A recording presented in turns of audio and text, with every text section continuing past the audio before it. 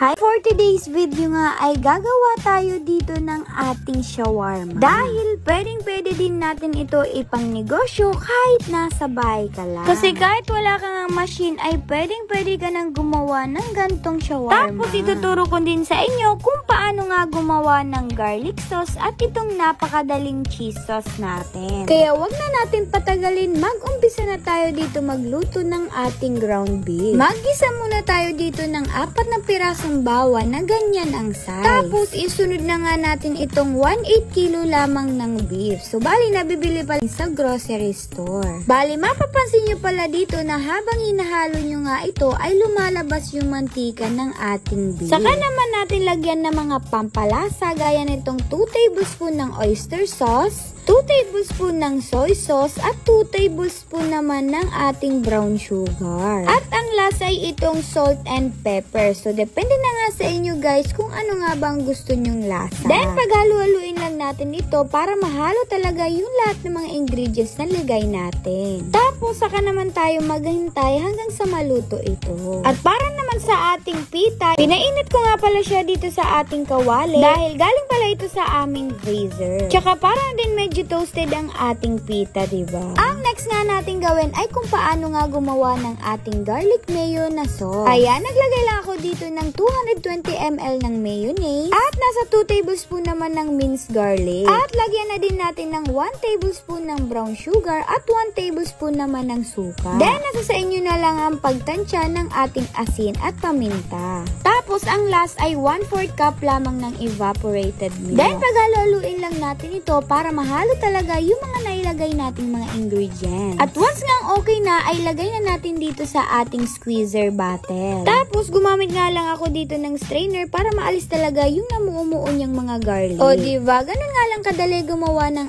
ating garlic mayo sauce. At itong next nga natin ay kung paano gumawa ng napakadaling cheese sauce. Bali, tinutuno ko lang itong cheese dip powder mix ng Enjoy sa mainit lamang na tubig. Tapos, mix lang hanggang sa makuha mo ang tamang pagkalapot niya. Then, ilagay din natin dito sa ating squeezer bottle para mas madali na lang i-juice. So, ito na nga mga min, nakaready na nga tayong gumawa ng shawarma. Kaya hindi pwedeng mawala itong white onion natin, cucumber, kamatis, mga sauce, pita bread, at itong niluto nating beef giniling. Yung pag-assemble pala nito ay ginaya ko lang sa mga nagtitinda din ng shawarma. Inuuna muna nila yung gulay gaya nitong kamatis, pepino, at itong puting sibuyas. Tapos, ang sunod ay itong ground beef natin. Kapag kumukuha nga ako nitong beef, ay ini-spread ko naman siya ng pataas at pababa.